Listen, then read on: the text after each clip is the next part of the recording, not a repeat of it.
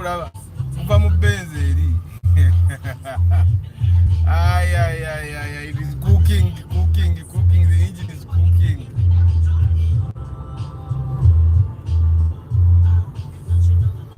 Yana jidda mabega mujitegereze bulungi. The Benz is cooking. Ojirengera tacha atokosa akomera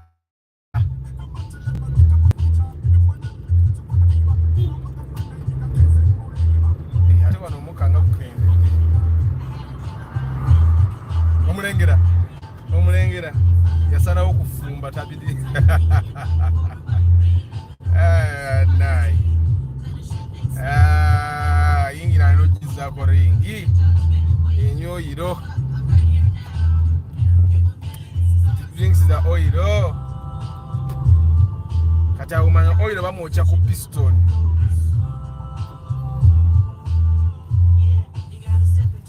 kati natandika kusala amaanyi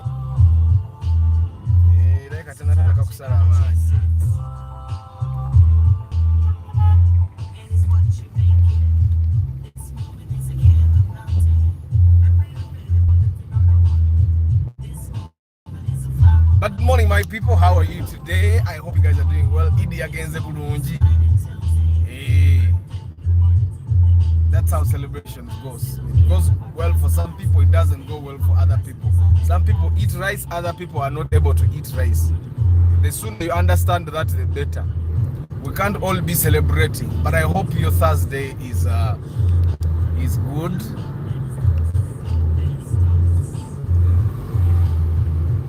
I hope you're having a marvelous, fantastical Thursday.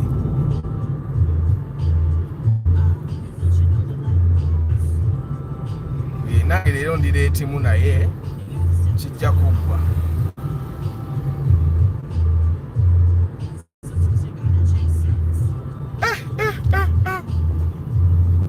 Wegayo mulaba buli kilomita 10 alaika ajjuza ateekawo liita ya oil.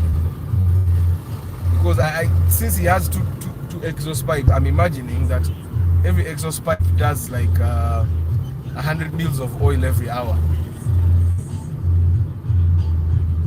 100 mils might actually be little. Because baba, inenga mwasuze mutya.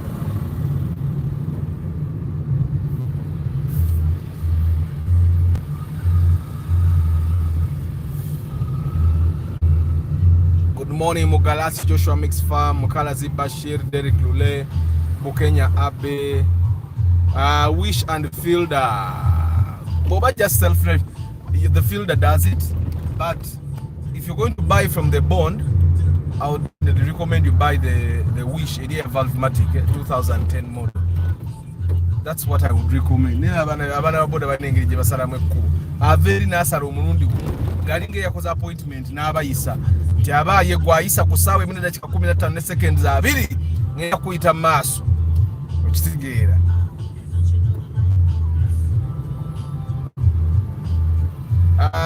Derek Lule is a small family the fielder will do, but I find that of course then if you're going to the board, there is a fielder that has a Valvematic. You can buy that one. It retains the resale value better than the Wish you get. But if you're looking for comfort, I find that the Wish, the Valvematic one, is much more comfortable than the fielder. I find it's actually much more comfortable than even the newer you get. But the Valvematic, which doesn't have a very good resale value, doesn't have very good resale value, so that's where the fielder will beat it. Nenga bobo nayo butowe babeko bobo wish na bo bantu babutula mudi. People really even use those seats, but it's just they buy it with the illusion that the Wish will give them more. But of course, it gives you more space. Gives you more space than what the fielder does. And I find that the Wish is looks sexier. It looks better. So I think Zenga Arthur, I would definitely buy the Wish. The fielder is a little bit overrated.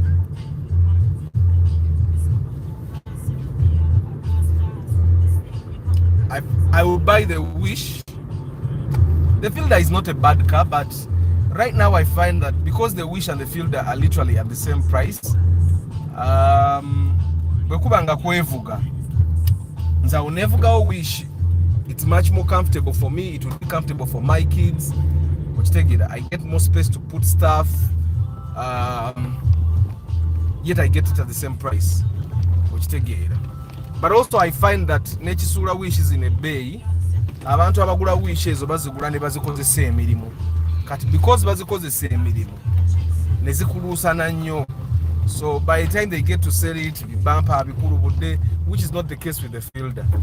So I find that that might be the reason why Wish ezo bayaze egwamukko. Also, people have not really embraced the Wish that much, because even today you can find someone going to the bone to buy the Wish old model. Ninga te Valvematic JD.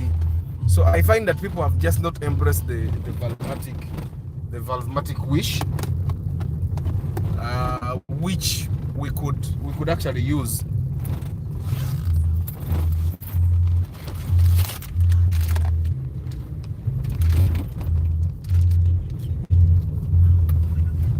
Yeah, I'm going to read your comments. Guys, I just wanted to point something out for the guys that are driving in Uganda. You need to be very careful as you drive, especially on those Maram roads. I drive that Maram road 7 kilometers. And Mumakona, I've been telling you this for a very long time. Mumakona, salida dala speed. Atebeda kusaidio. You see this, like this road. This is your side, Ojiraba, but they are pedestrians. So this you may be allowed to actually be in the middle because the pedestrian are almost in the middle. But try as much as possible to maintain your side of this Maram road. Watch it gives you an advantage should you have to negotiate with a bad driver. Should you have to negotiate with a bad driver, with border guys, lorry guys, bavugira in the center of the road, which is not proper. I had an encounter. No musajja wa birole bino ebisitula emiti. Ntuse mu corner nga guy yali makati ga kkubo nga atadduka. Now imagine senga nange mbadde nziruka nga nange ndi makati ga kkubo. But because I was on my side, it was very easy for him to also shift on to his side. Of course nange nyenyigirizaamuko katono because abadde adduka nnyo. Okitegeera. But because I was steady on my side, I find that so many Ugandan drivers on these Maram roads, or how I'm trying to maintain my side. This is a habit that I developed. I try I try as much as possible to stay on the left. You remember, keep left unless when overtaking. So I try as much as possible to keep left. It gives you an advantage should you have to negotiate a risky point, a risky attempt, let's say with this Isuzu, that's the D-Max, by the way, the Isuzu D-Max. It looks to be much more comfortable than even the Hilux, even the L200, even the hard body. The D-Max looks to be comfortable. When you look at it, it's sexier, it's macho, more macho, and all that. So guys, try as much as possible to keep left. It will keep you safer. And also the other thing that we do as Ugandans, which we should stop competing on the road. Competition. There is a guy wa Wish, and I find that this is typical of people that are driving ugly cars. When they see pretty cars on the road, they want to compete with the pretty cars. I think this is like the third time that he tries to compete with me. Of course, I would beat him if I wanted to beat him, but competing doesn't get you anywhere. So as Nadala Kati, where?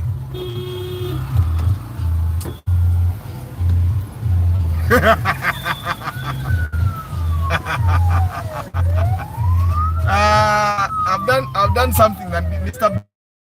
did. mukono n'oyombesa omukono baba it's an ambulance kasita onkulubula muzeeyi genda nze mbadde naludde okulaba ambulance eri mu pick up yiyo katika mu kisuule. That's an ambulance abba. You've seen it? I think it's taking a sick person. That's why it has the siren on. Good morning people. Derek Chechiriwo nkuze mbulungi. Webale bajjukiza balayikinge as soon as possible. You like the broadcast, guys. Like the broadcast. Thank you. Mukalazi atha rafo zitera okuba n'ekikoona mu gearbox nga zikuliridde naddala automatic ne mu manual weguli emotoka ya manual tekoona. The RAV4 ekintu ekikoona kibeera mu diifu.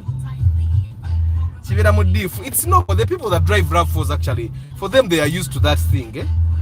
Abantu abavuga RAV4 ezo they are used to that thing.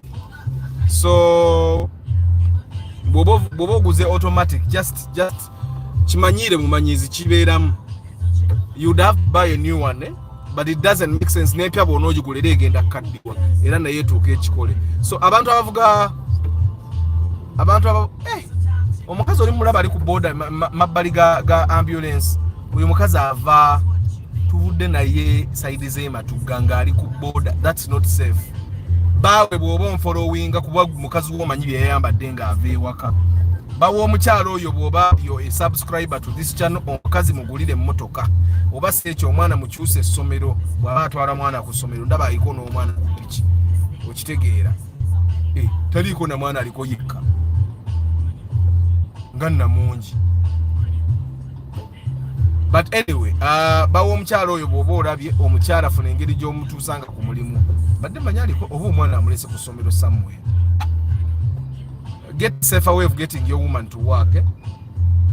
Boda ziri dangerous by the way, guys.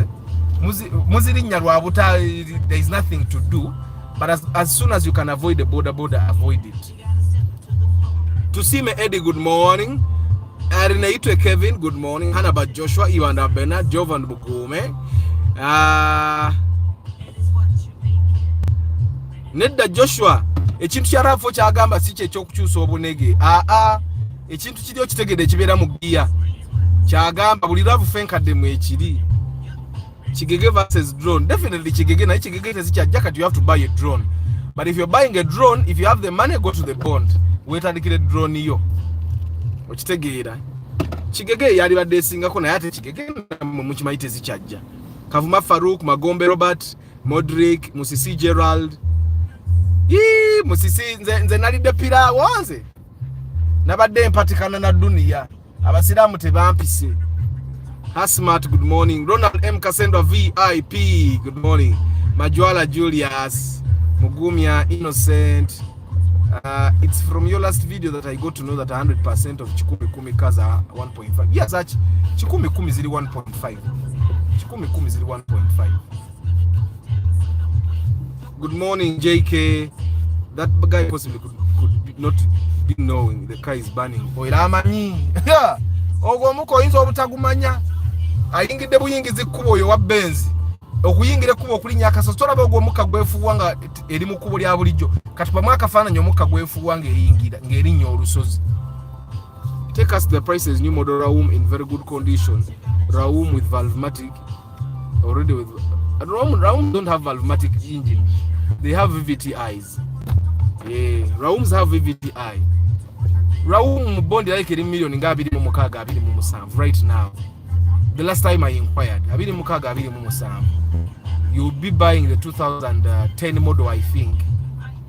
Eh, Abidi Mukaga, Abidi Mumusam.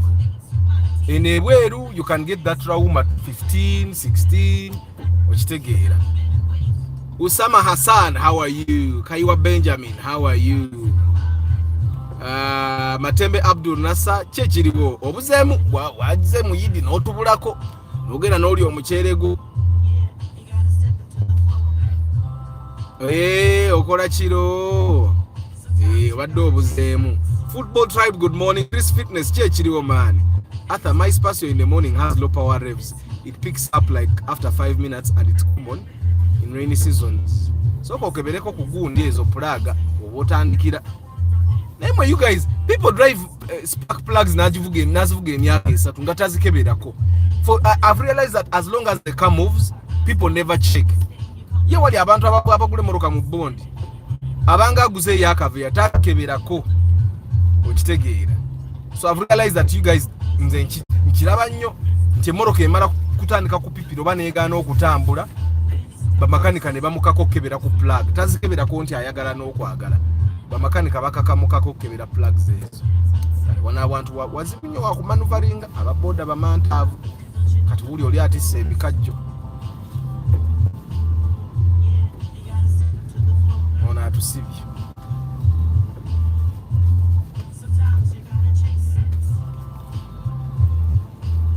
Soko kebere ku plugs, kebera ku bikoyiro.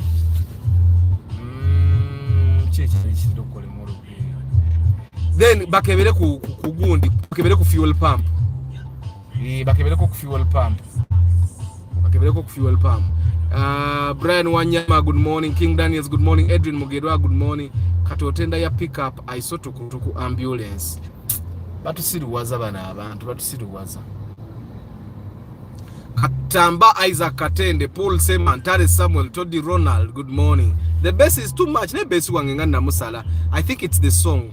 I didn't even know it was on repeat. Let me put another song kakasente muli bass. So ulida. That song is playing, is not bass. I'm thinking of buying a Musota 8 million when I come for 3 months vacation. What are the chances of selling it again? 8 or 7.5 or hiring is better. Just hire. Because you're not going to get a good mark to Musota at 8. I've been in the market. Everyone that has a good car right now is selling 10 million and above. Buli muntu aine moroka nga nungi ali mu million 10. Nabulira emoroka zonna ezika wansi wa million 10. Era ogenda gyongeramu million nga 3. Right now, it's my analysis of the market. I could be wrong, but it's my analysis of the market that literally all good cars will cost you a minimum of 10 ma. If it's less than 10 ma, tegekawo obukadde nga busatu. Ekyo nkibagamba. Ate olaba neza 10 million zennyini zijja kwetaagisa okufulumyayo ku kasente. But for the guys that come to this country and you're going to be here for a very short time, you guys should hire cars. Normalize it, by the way. It's a good thing. It's normal. Normalize hiring a car. For those 3 months, if you are hiring a car, normally but then you have to ask yourself, do you need that car every day? What if you use the Uber, not hiring a motor car, and you just get someone to drive you around? Nomugamba buli lunaku jakuwanga emitwalo 2 oba 3 ule n'amafuta. There are so many guys abavuga babajjo kikola because mu Uber sawe no muntu okola emitwalo 3 5 apambana obomugame zingenda kuwa emitwalo 5 onfuge ntekemu n'amafuta nga ge3. I find that it's cheaper than you hiring a car or being responsible for it, because ono omuntu akuvuga bw'anaaba akuvuga bw'atomera yaba atomedde si gwe aba atomedde, so you don't take the risk. Era bw'atomera ng'ofuna omulala, you make it clear with them. Me, I find that hiring is like just hiring someone to drive you around is cheaper. Hiring someone to drive you around is cheaper. Omanye nti ogenda bo spending lwetago kutambula, because I know you will not be needing to move every day. I find that bakufa bagenda nti ngenda mu kibuga buli lunaku. I have a neighbor nzejembeera aine mmoroka agigula $45,000. Like 3/4 of the month, sina 3/4 agivuga ennaku nnya mu mwezi, naye nga agisamu $45,000 ebeera parkings because aine mmoroka ey'omulimu. So you find that I know someone can come and try to legitimize that. Agabe, no, it's okay, it's his money, guys. What we talking nga tusuula sente nze senga naine moroka y'omulimu nze nali badde siteeka sente mu mmotoka. Ezo sente nsooka nenzisa mu bintu ebirala. Okitegeera, nsooka nenzisa mu bintu ebirala nesooka sisa mu mmotoka. The neighbor I'm telling you about alina double cabin ng'eyo gy'avuga. Kati yagula emmoroka $1,400,000 agiteeka ewaka. agivuga Sunday pozi ne bwaba ali mu leave okitegeera. I find that I know people that used to be drivers at work ewaabwe ku mirimu naye nga they know how to play their parts. Kati ayogera n'omuntu amuwa emmotoka oba n'amuwangayo akasente n'amukkiriza ng'ogenda naye ewaka n'abanga emmotoka ya mulimu naye ng'agikozesa n'ebibye. We just have to learn to play politics. Me, I know I'm very bad at politics. I can never be a politician. I don't know how to flatter. I don't know how to pretend. Nze bwe mba sikwagala bonyiza oba onyiizizza, and that's nali njagala okusimba ku bwa meeya waffe eyo mu division naye nagenda okulaba nga nja kumanyirwa because to enter politics n'omutamiivu bwakuvuma n'otabaako ky'omukola n'omugwagwa ajja n'akumanyiira n'ota kuba oyagala kaluke kati nze ebyo sibisobola. That's literally the only reason I can't be in politics. Senga tekyali nti you have to be a pretender to be able to get into politics. And senga politics musobola. Kirabika n'empuga kye kimusudde yakooye okupretendinga agamba kasente nakalidde munveeko naye wali yali badde azannyawo politics sente nzizizaayo nga tazizizaayo okitegeera. So I can't pretend, by the way. If I like you, I like. If I don't want to come to your party, I won't come. And yeah. So I find you guys should hire cars. Abagenda okujja ku vacation, ngogenda kujja omale weeks 3 myezi 3 guys. Let's normalize hiring cars. It's Sente zo zivaluing nnyo. When you have a driver on call, gwe mugamba omanyi nze buli lunaku lwogenda okuntambuza ngenda kukuwangayo $8,000 nze nyina ogenda kuntambuza ng'agenda kukutambuza mu kibuga around here akutwala akulinde so that you have your own ride. Oba si kyekyo guys, let's normalize using Uber naddala ng'otambulira mu kibuga wano. Let's normalize using Uber. We oli mukuzanyira mu kkubo. Abantu abamu Subaru muzivugako mannya.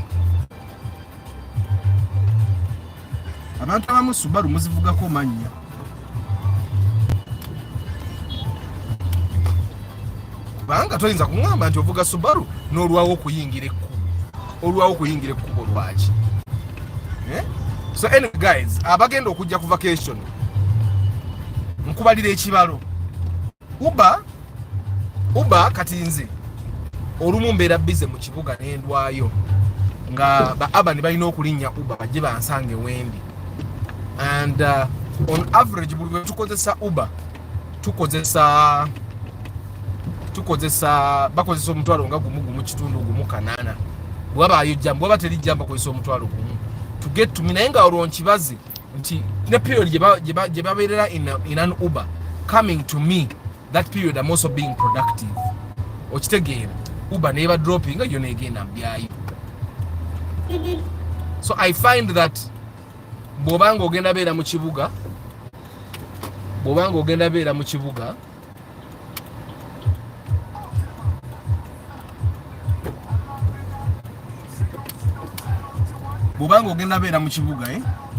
download the Uber app. No, actually right now Safe Borders I think I'm more. Download the Safe Border app ojja kukozesanga emmoloka zaabwe bwobanga tutambula bingi. Ate era every village kuliko aba special hire. Guys, I want you to understand nti buli mmotoka gy'ogula, the fact that you're going to ogambe ogenda givuga for like 3 months, the fact that you want to drive that car for 3 months kitegeeza emmotoka eyo egenda kusala. Lwaki? Ojja kwagala ogitunde mangu nga tonnaddayo ekusale. Okitegeera egenda kusala nti ojja kwagala bwenvuga omwezi ogw'okusatu ogwo bampe sente zange nteri agenda zigula era ojja gigula ate yo nane egenda kuba nambi ojja gigula 8 bajja kukuwa 5. I'm telling you. Okitegeera so bw'ojja wadde njagala sente za pre-purchase inspection nedda kambeere fair pangisa kuna driver mwebali nze naye njira okuwa mutabani wange n'akuvuganga n'omwaka sente akwe n'aba nga akuvuga around ne muteesa nga woomwagalira jangu ontwaleko wano nga jakutwala jangu tugendeko wano nga ne bw'oba ogenda mu kyalo okitegeera you just negotiate with him ogenda kuntwala onakuwaayo mmeka. I find that even the risk is less. Bwe nkumaze sikumaze kanyimire wano nga bano bavaamu nsome comment ezisigadde. But guys, today is random car talk. Let's talk. Be safe, by the way, guys. Tonywa novuga kyekisooka. Yesterday I happened to drive a Mark X. Bali bangamba dangende for the Mark X. Nakoje navuze yabadde nkadde naye. Bali bampa n'empya nze endo. But I drove a Mark X. I see why people like Mark X's. They are very comfortable cars. They are very fast cars. The review will be coming out probably tomorrow evening. Yeah, Mark X. I happen to test drive it. Katinze manyiro acha abantu bavuga Mark X. I also can tell you authoritatively that Mark X is one of the fastest yet most stable cars. Mark X imboroka okuba hamp no ngozi kuba gochimanyo okuba nengera tozuwulira nnyo okitegeera. Kindly talk about Alteza deeply. I told you the Alteza, buy the one that has the Beams 2000 engine first of all, then bw'ogula Beams 2000 engine kimanye nti ya gear nnya enywanga Mark X almost eyinza obutatuuka Mark X naye ng'enywamu tenywanga Mark 2 musota. It consumes some fuel. So request a live broadcast ng'endabirwamu. I don't like combing my hair. It's one of the reasons why I always have my cap on. Apart from it being a disguise. Hey, give me that. Thank you. So the Alteza is a nice car, but enywamu ku mafuta. Also, you have to understand that the resale value is a little low. The resale value of the Alteza is a little low. It's also uncomfortable. It has those seats that they intended to be bucket seats. They are not really bucket seats. They're uncomfortable. It's like you're seated on benches. I don't like the way the dashboard was made. It doesn't look good. It's rough. It seems like the Mark X was the budget version of the Mark II. Bali bageza kondo za kola a car that almost looks like a race car, but it's not a race car. Okitegeera. It's not a race car. So I would not invest my money in an Alteza nzenga other. But of course we are different. Goyinza okusala unogamba, me I want to buy an Alteza. It's uncomfortable, guys. The Alteza is uncomfortable. Ntichombelenga muchimanyi. I want to avoid potholes at all costs. Kanzirenge wantoniyo. Chris Fitness Arthur, any updates on the Chigege guy? Is it still running efficient? Chigege cha sasula. Aya mweba guy. Chigege cha sasula. Mitwalo mwenda buli lunaku twafuna driver mulungi baba. Twafuna driver mulungi nnyo. Sasula. Of course it had its challenges. Nti wadde Chigege twafuna teyali mbi. Ni mulimu ebintu bye bali bayiya like suspension, those leaf springs. Abasajja abamu abavuga taxis tebagula bintu biramba batetenkanya bwe kifa bwe kigo like suspension leaf springs zimanyo okutuka zimanyo omenyeka kati leaf spring eyo bwe emenyeka tazaamu namba ayiye ebyo ebitundu n'abaako engeri gy'abissaamu.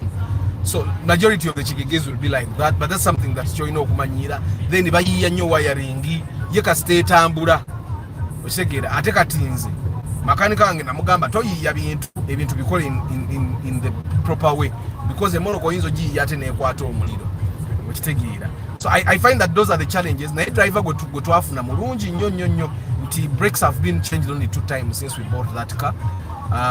Service agikola religiously emoroko teriko bipapula because I told the mechanic omusajja obwalete emoroko eyo okugikola service ngerike ipapula teva opaka nga abisasudde. So kwebiri twagimuwa emipiira gye twagulirako twagikyusa kati I think twagikyusa after like 2 months I think netusaka emipiira emirala okitegeera. What else did we do? Ebirala byonna byali nomo third party income tax because bobo ogula tax ogula third party wa Chigege osooka sasula income tax. So we paid income tax netusasula bagitata PSV netusasula sticker ya KCCA ya miezi 6 okitegeera. So the rest of the things are lwakuba nyini yo tayagala kweyogerako wano naye waali wano abeerako ku broadcast naye yali wadde yatuwa first hand information bwali bayagadde okusharinga ali sharinga mujja mulaba. But me, I'm happy with how it's performing. Nti emoro by the end of 12 months ejja kuba yekanise ate ejja kubejeyo like 70% of the money that bought it. Kitegeeza by like about 16 months ejja kube mazeyo sente zaayo nga ate naye ekyaliwo okitegeera. So yeah, I'm happy with the driver. Actually driver yenjina wano nendaga muntu yenjina wano okitegeera twagimwana. And by the way, the driver yenyini afunye mu Kigegeyo lwansonga nti Kigegeyo twagimuwanga permit ye taina mu class ya tax. That's something we didn't look at, we skipped it. Taina mu class ya tax. We also didn't look at the expiry of the driving permit. Driving permit yali expiring in 2022. Remember, we are in 2024. He managed to go and renew the permit na ate kamune class ya tax okitegeera. So in a way sifefe kabafunye na yafunye. Of course in the sifuna I don't get money from that Kigege. I want to make it clear. Mwizo gaba atha tuwe ku sente za Kigege nanyini yo yagifuna ne manager wayo ne makanika ne driver okitegeera. But I'm happy with the way it's performing. Abantu abamu choino manya nti abantu abamu guba mukisa omukisa go gubamu mu yo business kananyini Kigege nalabika omukisa gukyaliwo.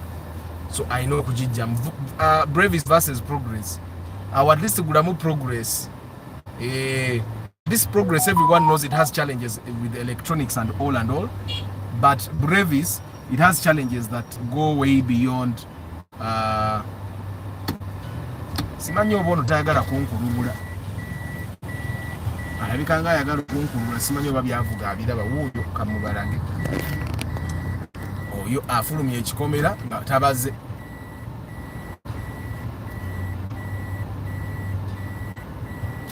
Katulabe obaana akaka. Mbadde ngenda kuddayo mabega mu agaziwe naye alina gaziira mu olyo wa Vanguard oba n'alinda nze n'empitawo andi emabega n'amuleka okitegeera. Kino ekimotoka bakiyita kisaafu. It's a very lovely car. That one I will definitely drive that car. Kati alina kulinda nze wa Vanguard wa Harry andi emabega amuleka ayitewo, which is what has happened. Yabadde akabaze yabadde agenda kuliwa. So kansobe ku comment zino. Actually Abdul Nasser is a motor zombi teziri problematic. I find that literally the only car that is problematic awo ye Brevis. Progress bwogigulanga namo osobola ogivuga no giwangaza. Progress eyo bwogigulanga namo teyina nnyo buzibu. Naye Brevis ne bwogigulanga namo ejja kutama. You guys, do you see how the sky is blue and clear and beautiful today? Bwayise nange mutidde olwaleo kamale gayite no wadde jamu gyali. Why is Toyota rush overpriced? I don't know. Maybe because it's an SUV. Bashiri obadde ayagala kwepikira rashi. Mugireke rashi egenda kutta sente zammwe mugiweemu obudde. Mumugiweemu obudde rashi egenda kutta sente z'abantu. Mujjukira abantu bebagula rumiyoni wano miliyoni 4 mu mmeka. Nembagamba lwakuba rashi eremeddeyo. Mr. Lucius, good morning. Obuze nnyo. Ben Kako, good morning. Patrick Asiku. Dogmeister. Arthur, we are getting a reflection from the surface. The camera is focusing. Okay, focus. Reflection where? Nga reflection sijida banza ati. Is the reflection still there, guys? Let's see about reflection.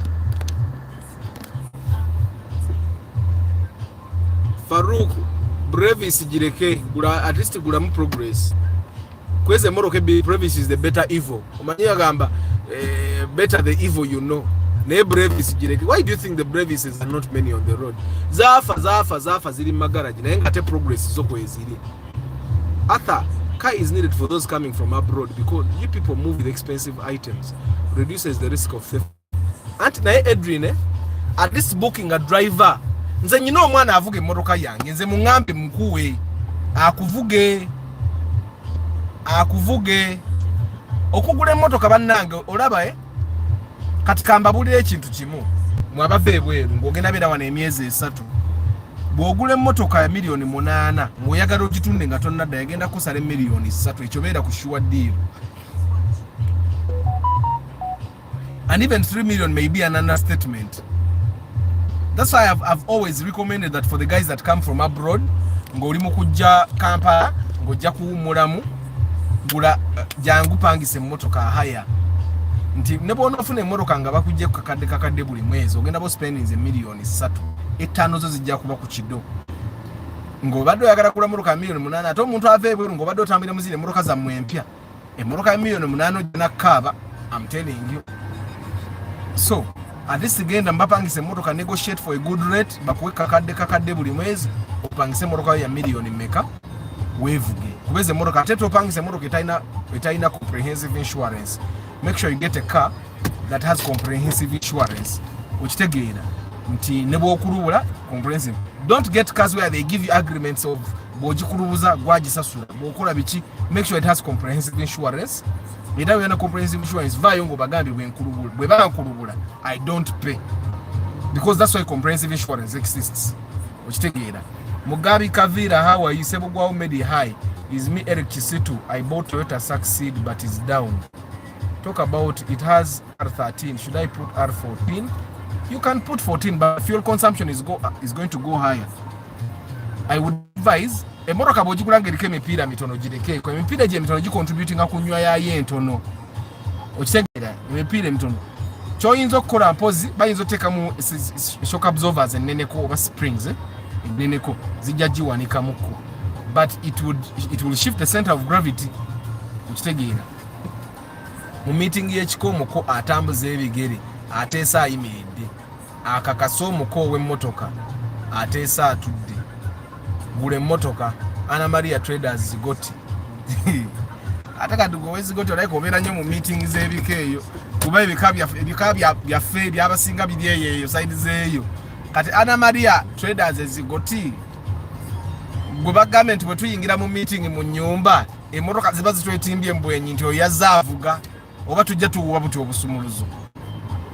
Mutuleke nammwe mama guys togulira motoka ku pressure wadde motoka nungi this year nabagamba guno omwaka atalina motoka gule motoka era nemba gamba guno omwaka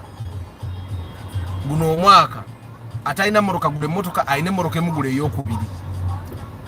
Okitegeera ayine motoka ey'okubiri eri esoko giwo owa special ebeereyo ng'ereetayo akasente keerese togiparkinga just beera nayo obugagga bintu obugagga ki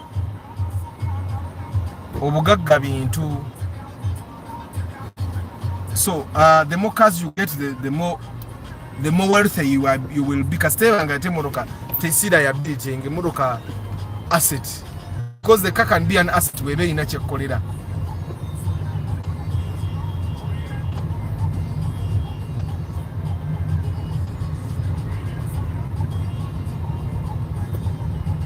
Katintiko jeko kalabye mwana yakateeka mu Subaru omulaba tomulaba naye this view is beautiful. Mpeyo kasente how many times a month do you see Uganda this beautiful? Yeah, naye nze mugiraba buli lunaku. Mumpeyo kasente gule iPhone nayo tugigezese. Todi Ronald, how good is the engine of the city? Paso state tayina buzibu guys. It has the twin cam engine from Daihatsu. It's not that bad. And you guys have to understand that the Paso set is still fresh on the market. So tewabawo omuntu akulima nti yategedde ebizibu yayo okujjako nga mwonoonyi. Paso set tennaweza myaka 5 mu katale. Paso set came at UBH.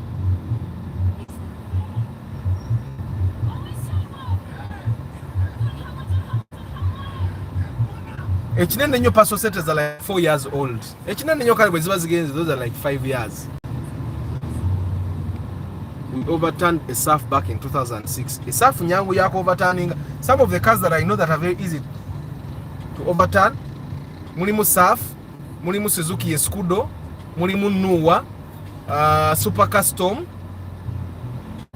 And the reason they are very easy to overturn is because of the suspension.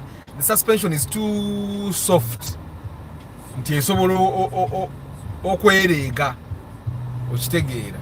Ino bagiyita Outlander ine tuli maaso. Yetaaga gulanga gwajejjidde mu bond guys. Don't buy an Outlander from a person. If you're going to buy any Mitsubishi, actually, if you're going to buy any Mitsubishi, make sure you buy it from the bond. Don't buy from the person. Daniel, good morning. Wycliffe Mugalu, good morning. Sagala bantu bakajanja. Omusajja wa Kigiga ali wana akoze line eyokubi. Ajja kuyiga. Get a radio like the one in your car. Hey, Okuku Gustavus, I'm bringing radios in like 2 weeks. Hey, I'm bringing radios in like 2 weeks, guys. Every radio will come with a reverse camera. Every radio will come with a reverse camera. Every radio will come with a reverse camera. So be ready to buy from me. Be ready to buy from me, guys. Antonio Random Thingsy, Toddy Ronald, good morning. Today the image is very, very clear. But every time we have a broadcast, the image is that clear, guys. The image is always that clear. It's always that clear. It's just that the room network clearness, clarity. Good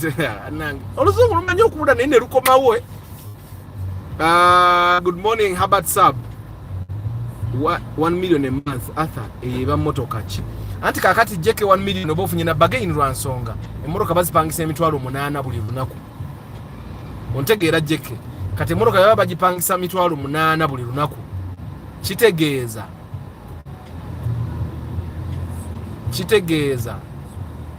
ennaku 10 ze emitwalo 8. Ennaku 20 million emune emitwalo 6. So kati olaba lwaki ku 1 million a month obofunye bagain. How do I deal with neck pain when driving? I always sit in the right position. And Vincent, how do you know that it's the right position? The right position is probably not the right position for you. Me, I find that people that have neck pain, it could be the car you're driving. Like me, when I drove the RAV4 old model, I used to get back pains. Atoba ne muchara wange yatulange mabega naenge mulumi omugongo. So like that, we decided that the RAV4 wasn't comfortable. Nensoka nepaka nako ne makanika ange kuba yapanga RAV4. Netuwakana nga yatugamba RAV4 is comfortable. But eventually we yamala okugitunda nenda amana na admitting that RAV4s are not comfortable. Naye walinga yagirina ngatayagala kukkiriza. STA sounds. So anyway, Vincent, you might want to change. I don't know what car you're driving, but it might be the seats that are uncomfortable. Because seat kuno muto bekuba guli uncomfortable one once you go to right. The pressure can transfer. I'm not a doctor, but that's one thing I've realized. Also, you adjust the seat to the position that is comfortable for you. Don't try to sit in what they say is the right position. It might not be the right position for you. You shift the seat to make sure that it's in a position that is comfortable for you. Tarema Samuel, good morning. Ricky Miles, music chechiriwo. Paso simanyi sijja kulimba. Abakazi ne motoka to obamanyi, they just love men with cars ne webankadde. Era kyandibanga kyekyo. RAV4 2000 model, are they common in manual? They are not. Right now, guys, emotoka za manual tezirabika. Tezirabika nze mbabuulira. Tezirabika. Nenga jeziri. And by the way, I want you to understand that go ogule moroka ya manual jigule ngo okimanye ejja kusalamuko. Naddala ng'oguzeze moroka empya musimanyi ngenze mu bondi nguze fielder ya manual. Bwe kimanye bw'ogigula 3 bajja kuwa 26 because it's manual. Abantu abavuga manual mu Uganda batono. Okitegeera. So that's literally the reason lwaki moroka egenda kusala. Kati abavuga manual tuli batono ate naffe tukimanyi. Kati bw'oba ogula moroka eya manual iguleyo ng'okimanyi nti togenda ku abeewo bonna bavuga manual. Otherwise it's not proper for you to buy a new car. And then eventually after some time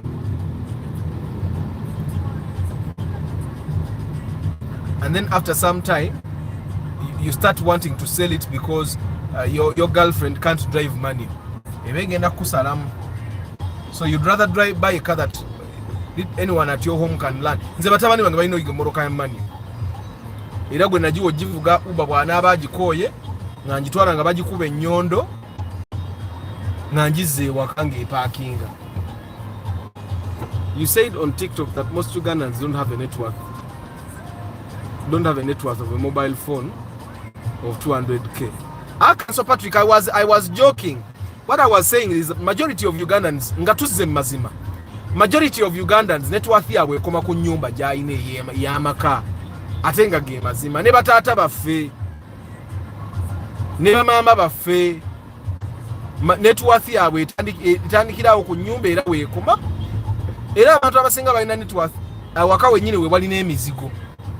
Okitegera abantu abamu net worth yabwe eriawo talinayo stocks talinayo business ezisinga mu goodwill kyovula omuntu atuko otunda business mu goodwill nga aga 18 amaliriza bamuwadde 5. Okitegera because you can't calculate the net worth of a business without a balance sheet. Okitegera and that's how most businesses are. Abantu abamu katufenga aba artists katoredeze nyinayo cafe yo cafe ja kusigala empasente paka okitegera that increases the net worth, Arthur's net worth a little. Okitegera it increases Arthur's ne haba kutowa boda atomedde rap for your musajja manya aba boda bo bayine fujjo bo balinga abatalina breaks balinga abatalina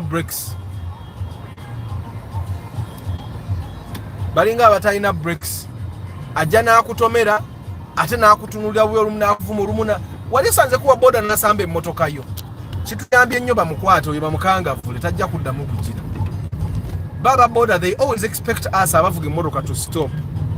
Anyway, Council Patrick, to go back to the point, the guys that didn't watch the TikTok video, I did a video telling people mujukira broadcast jetwakola binga bagamba your car should be 30% the worth of your home. Someone nagamba I should not say home, I should say net worth. And then I said it loosely because it's true. Abantu abasinga mu Uganda kyovola abantu balwaza abantu ewaka bwe balwaza abantu ewaka business bwe gwawo gyayina basooka mu kutunda maka nimbye. Okitegera kyovola bane Dr. Proper bwe babadde bamulaga you guys that's so Dr. Proper era naye ekyobugagga kye yabadde ayina maka.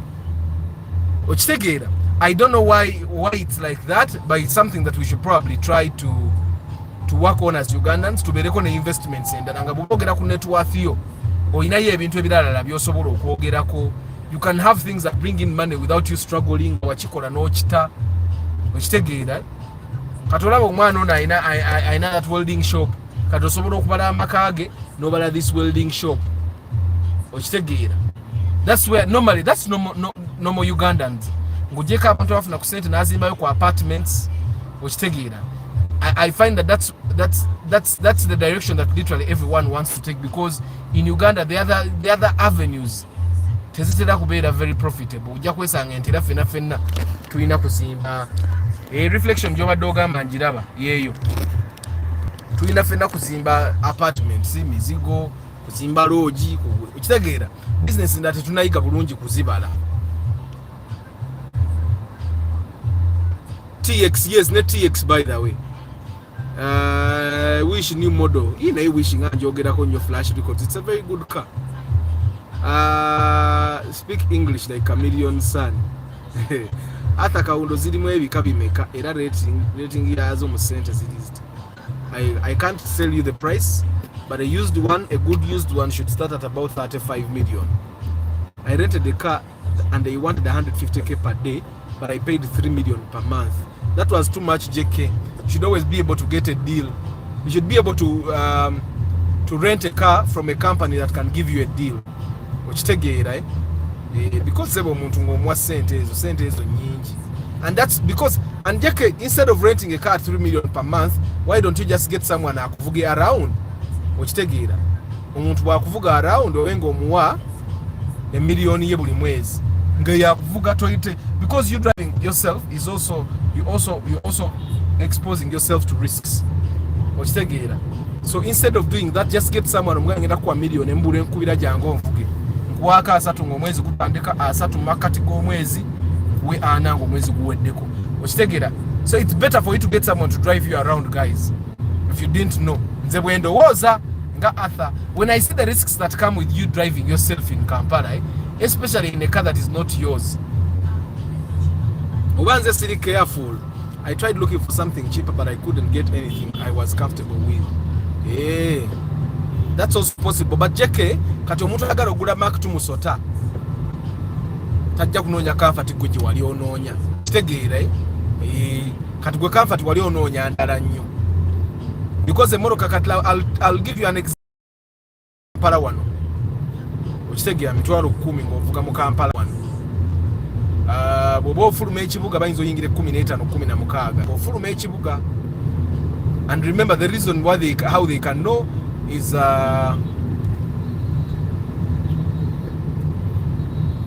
oyafanda ali very popular mumumanyi namulabanga bamu Zambali amwogerako ne ku mawulire.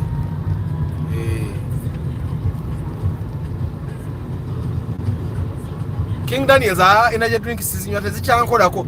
I think literally everything that I use ntuuka nekirekera okukola. The only thing that has managed probably to work for a longer period is coffee.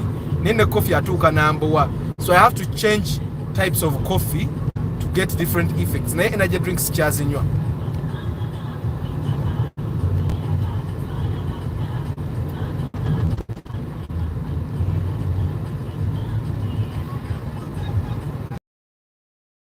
Naye ngenda basiibula nno. Mbuzayo eddakiika 8 nabagamba njagala kutandika kubeera time manager 1 hour strictly.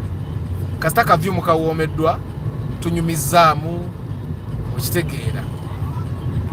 Ayina eno yeetera okutambula kajimba nziramu.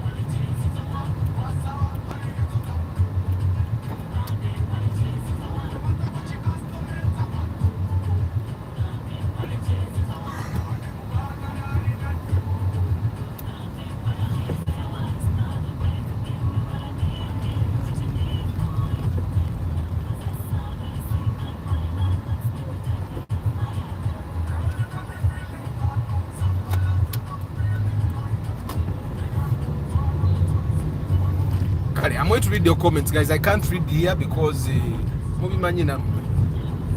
but I'm going to, with the moment I get a chance. Guys, like the broadcast first of all. Muli abantu 5 mu mukaaga. Atenda temwenda bidankola pre-purchase inspection ku mitwalo 45 gyokka nzija ne makanika. My job. Sorry guys, I don't know why the live broadcast went off. Evuddeko yokka. Just a poof and went off. Just went off. But this mind in Nakoma now. Let me see. Is the phone hot? The phone is not hot.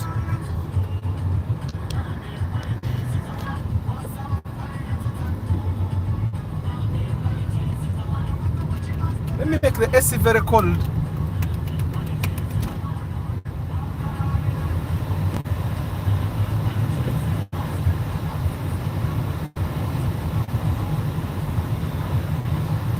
Yes. STS with the 1.5 liter engine.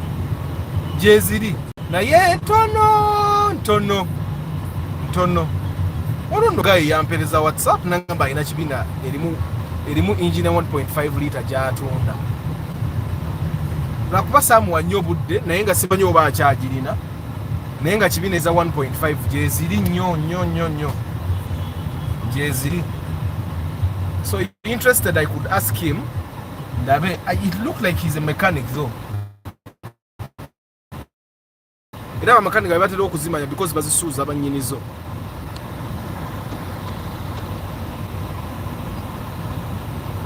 Succeed is a good car.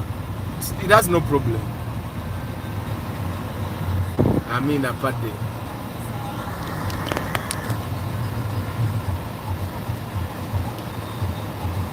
Arthur, that RAV4 without a spare tire on the rear door looks nice. It really looks nice. Nante erimu ingine biribina. So kata omanya nti amafuta oganywanga atageeguya.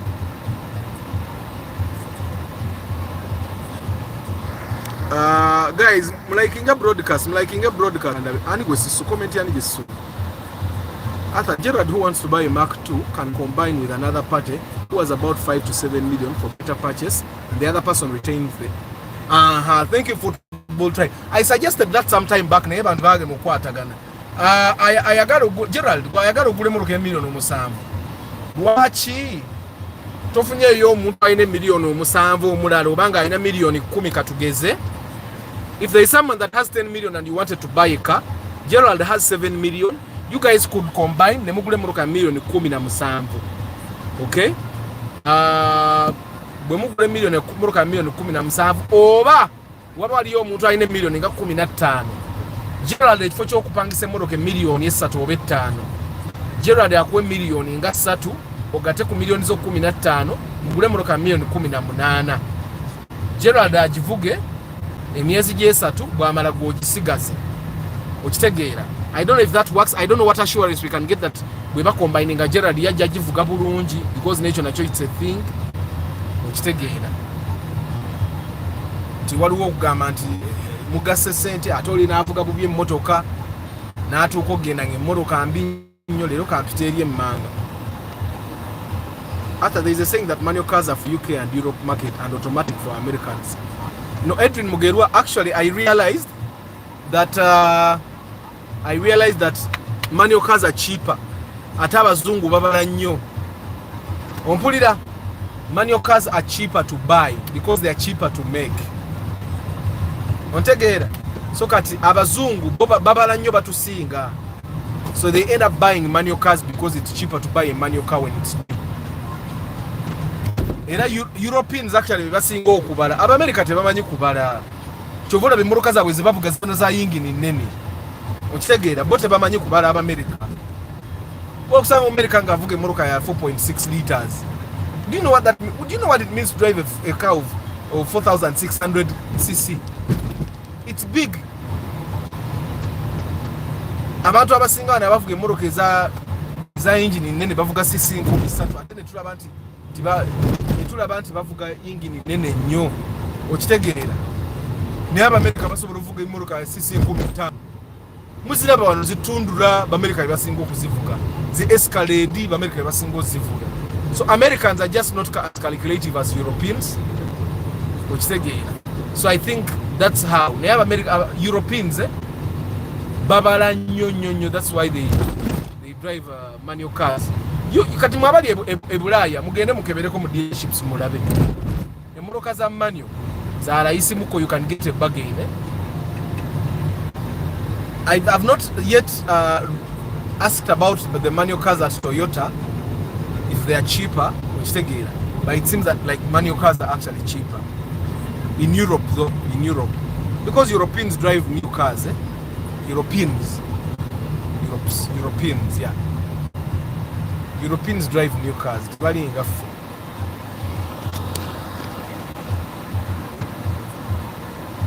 Eric Chisito, Arthur, is your radio fit in my sector?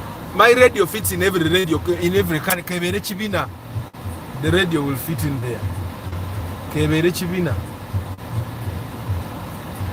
Pade, good morning. Kagwa Dennis, Agami 100k town, 150 up country. Kungu Pius high. Arthur, talk about the Mark X 2014 car. Mark X enywa bulungi.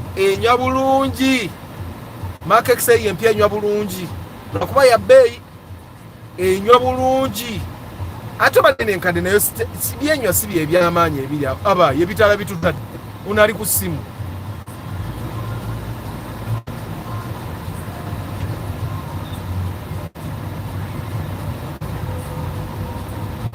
Tuvuge kawanuwe. Good morning Arthur. Idi sinabye nanyumiddwa temwapise ku Idi. Buwembo temwapise ku Idi sinabye nanyumiddwa. Nageze nenkola review nengenda ne motoka endugize nabde enkola ojagala okukola review. Abasajja bangamba weebali yalezo okutuka nga bagenze kulya mukyere. Simanyi, I don't know what happens with people and food. Azuka kumachanga tia planning zegenda kukyala. Kasitala mukubira jangu tuye Idi. Ebintu nebikyukirawo. Yes, Fahad, good morning. After buy a phone cooling fan for phone, it's better. Gamers use it while playing online game. Those things exist, like for laptops. I'm going to look for it. Which Valvematic new shape and filter car? The consumption rate can be the same. Yeah, the consumption is the same. Naera tojigulango ozegenda kola magic. Zijja kuwanga 16. Zino wishe nkade zikuwanga 13. highways. And then there is another thing that you guys do ekyongeza emmotoka zammwe okunywa muteekako emipiira eminene okitegeera bagenda okukwata bano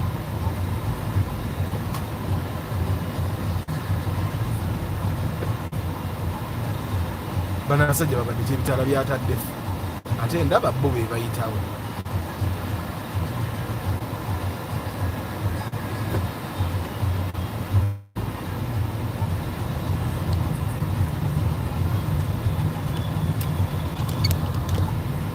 That's Kampala for you. Naye mwe mbabulya ka temperature kendina muno all courtesy of the phone. Naye fani yesimu yotekolekerere nga tukola broadcast zaffe. The RAM pickup is 5.6 liters. Ndozo olaba Edwin. Americans just don't know how to calculate. Acho boy basinga kule moroke za engine enene nnyo. Kajja kwesanga zino zi V8 zaba MP zebavuga wano nga za 335 ekinene. Okitegeera satu lusanvu. Ate nga naye abaalaba emunywa kati fe tulinga bangereza tubala nnyo ebinnya byawali bye bireeta jjaamu ali wano mubijjukira ebinya. Their fuel is not expensive. Now it's $2. Nanti $2 wano ewaffe era wana amafuta gaabwe nogatunda $2 wano oba mu nnusu si kasanvu kanaana era it's expensive when you compare to ours. Okitegeera. But of course for them $2 might be nothing. Okitegeera. Primo 2006, 2004. Guys, I don't recommend you buy those Primos now. That is in the anyway, this is my opinion.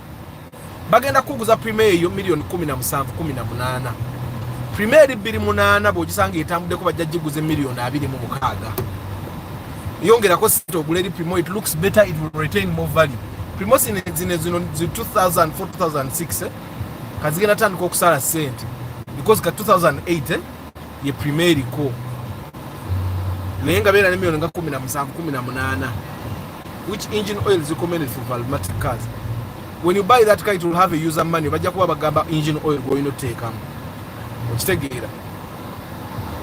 But gas is also cheaper for the Americans compared to ours. Our fuel is cheaper than Americans, guys. It's just that our money maybe doesn't have value. Nenga mafuta gafinze. Ndaba garaisi because olibo agamba nti $2.18. $2.18 was money in Ugandan money. Zenusunga kanaana. Okitegeera. Jude Kasibante kyekiriwo baba nja kubanja KFC no Jude yatusubiza KFC nga tugenda okugula emmotoka empya mu bondi waliwo n'omuntu omunaano gwe manja KFC gundi nkubanja naye KFC bane guys ngenda kulekera obagamba okubala ennyo tuba tugenda okugula emmotoka ng'otusubiza KFC kati bwe tutandika okwogerawo ne twogera naye bw'obala boti ne boti n'otandika okubala ennyo ne KFC waffe n'omubaliramu n'omugjamu kati waliwo abantu betwayinga tubala nabo utuuka bannange. It's very quiet. Its USB is you put at the back of your phone, it cools like ice. Online it's 50k. I'm going to look for it now because I need it even when I'm shooting.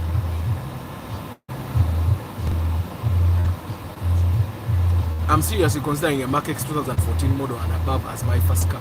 Considering fuel consumption is okay and reliable. At a Mark X, the engine of a Mark X, you cannot kill it. That engine is unkillable. And then, I find that unless you live very far away and then you drive in jam a lot of so many times, I find that the Mark X should be okay.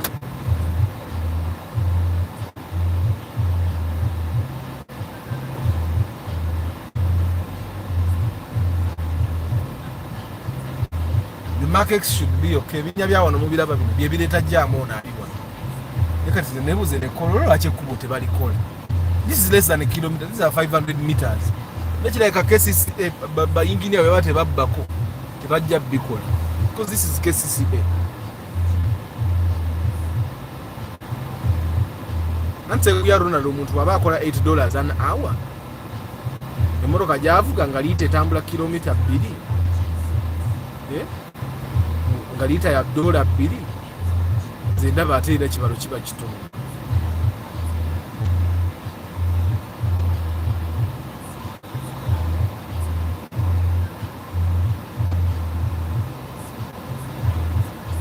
guys kamba sibule obudde bwebwo 1 hour yaffe eweze tunyumizaamu eyo nuwe eyo kati jemba mutandika okugula eyo ya valvematic eyo jemba mutandika okugula jemba mutandika okugula ziri nuwa ziri endala zigulenga embeera eganye naye bwoba osobola yingirako mu 2027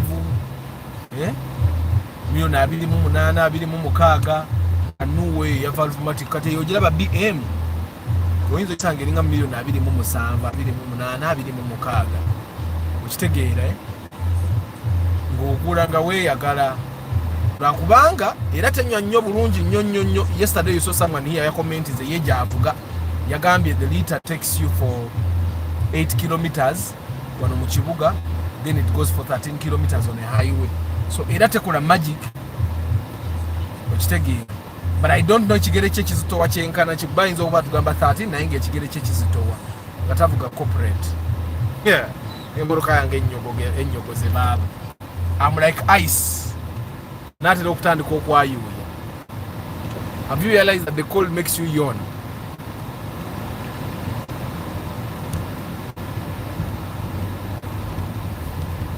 Ngenda basiibula naye kambaleke mugira munyumirwa ka view basiibula omulundi. Munyongera comment nnene nnyo bwezityo mumbuuzeeko bubuuza.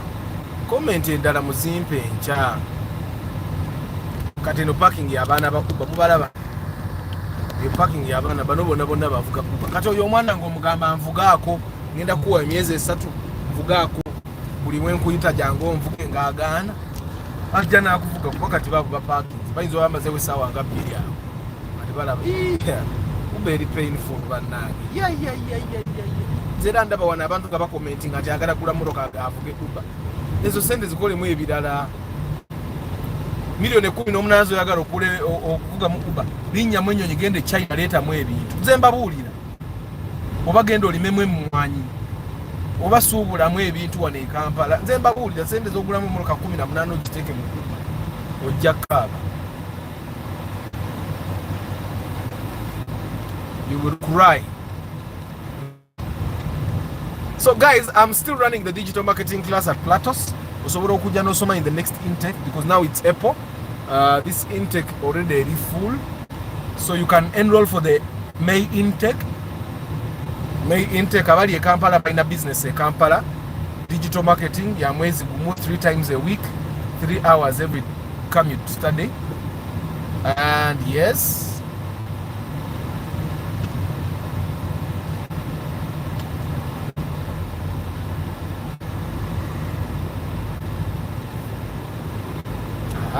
kanyongeze ku temperature very cold eyitiridde ninga yagala okwekeepinga ice like ice go ku 25. I saw a guy driving Uber in a Subaru Forester XT in America. America alabika alina mu motoka ziri ennene because balina engeri gye bagejingamu the bigger the engine okitegeera. Nate ne XTA yamu ya America yinza oba tenywa nnyo. Baron Apudan, how are you? So anyway, Luli Broadcast yavuddeko bagamba I do pre-purchase inspection, guys. Osobola nompa kasente. That's one of the ways that we keep the broadcast running, that I do the research. So osobola okujja nompa kasente tucharging emitwalo 45. I come with a mechanic and the money you pay covers the fuel to get us to the cars. It covers for my time and the time of the mechanic and verification, because when we verify verifying emotoka to make sure that the papers are correct, teri mu caveat, teri ko bajibanja, transfers inagwa okitegeera and all. I always recommend you get your own cars, and at this rate I think I'm going to recommend it more. That will probably help people focus a little more, know what car they actually want. Okitegeera tujje fe tukebere tulonde ku ezo lwakuba nti obuzibu obubaawo nti ebiseera emu it's very hard for me to tell you to kati okulondera ku motoka zo nga zonna mbie it's also a very ebiseera emu ndaba nga kiyinza obutakukolera nga kulu naye nga it's abantu banoonya visa abasudaani bajjudde wano ku French embassy baagala kugenda Bufalansa.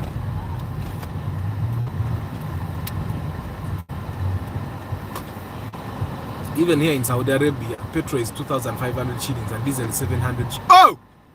Mweba guy! Diesel wa nusu lusanvu. Mama! Amafuta ge Saudi nga ga raisi. Sigenda kugenda eyo mbeera eyo. Nusu lusanvu. Mwenga that's cheap. 2,500. Akateto yinza butavuga moroka sisi 10,000. Mujirabe TX yababikudde bonnet. Zebyo sibisobola. Moroka za diesel nzawo wezintamira. Sibyagala ebyo. Njale moroka nga nkera kumacha nkuba lumteri kombo ate kiti tekyapise ate kiti tekya fuel pump bwemanfu mujiwulirirawo.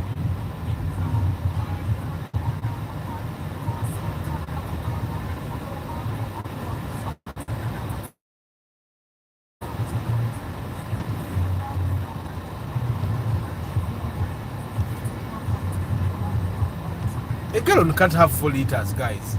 A gallon has about 2 liters. One much too, but a gallon can't have 4 liters.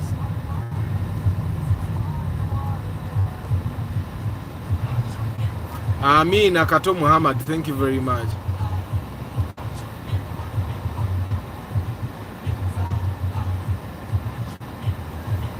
Mr. Lucius, Ugandans that put guards on their cars don't know how to drive.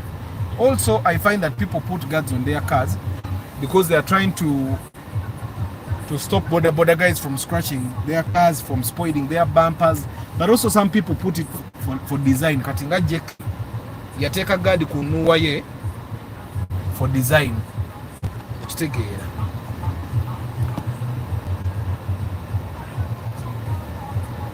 Petrol nusu 800 in Bahrain, a liter. When I convert, it's like 680. Abantu abo newe bagaggawala.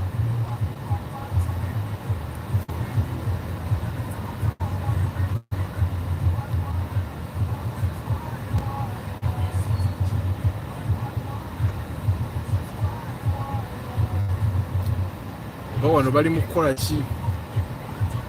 Kize kitwe ba cementers neba nga ye contractor waawo wano nga kesisi etebyekoledde. Anyway guys, ndi mu basi ibula kati Paul Sema, Katamba Isaac Katende, Ntale Samuel, Todi Ronald.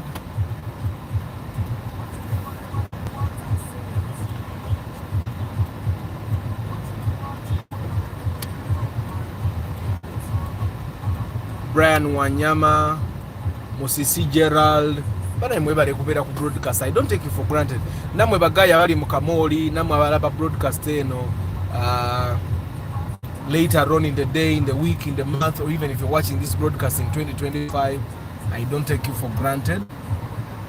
Namu aba recommending Arthur to your friends for pre-purchase inspection. Thank you very much. Namu aba jamba kule pre-purchase inspection. Namu abagenda okugula radio zange okuzimalawo mu weeki emu nga zituuse ziti. Ngenda baganga zituuse ku kisaawe entebe bawo clearance yetera okuzirwisa. So the agent, Yangambi started the warehouse bazijuzi to Anaku airport.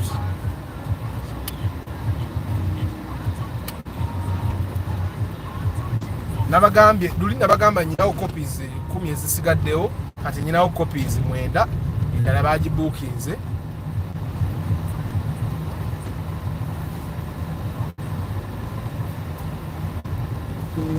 Norman Karuhanga, Chris Fitness Rubulwa, Kauma Farouk, Matembe Abdul Nasa, Mukarazi Bashir, Mr. Lucius, Ben Kako, Council Patrick Asiku, Dogmeister. Niba na wasajja ba boda side mira kwezine eti bazikozesa. Edwin Mugerwa,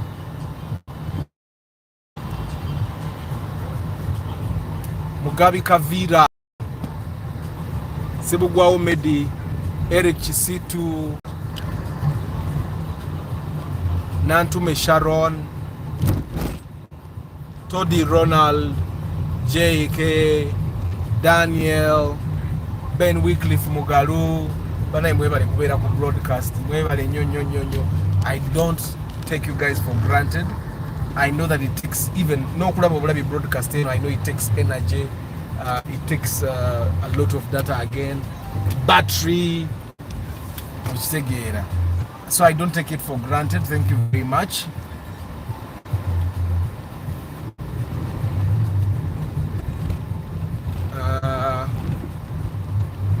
Kale kansoke mpa ngera kafuru bwabeera.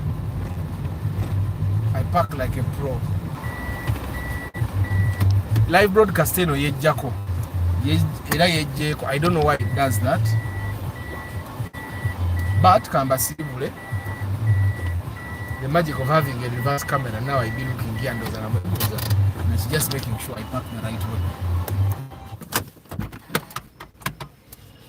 Okay, kamba sibule banange bantu bangene nkole ku mirimu gy'abakama bange. Nantume Sharon, Eric Kisitu, Sebugwawo, Medi, Daniel, Ben Wycliffe Mugalu, Namiro, Viola, Mubiru Abdurrahim, Okutu Gustavus, Toddy Ronald, Antonio Random Things, Herbert Sab, Vincent W, STA Sounds Entertainment, Ricky Miles UG, Baba Council Patrick Asikumaze Flash Records Music Store,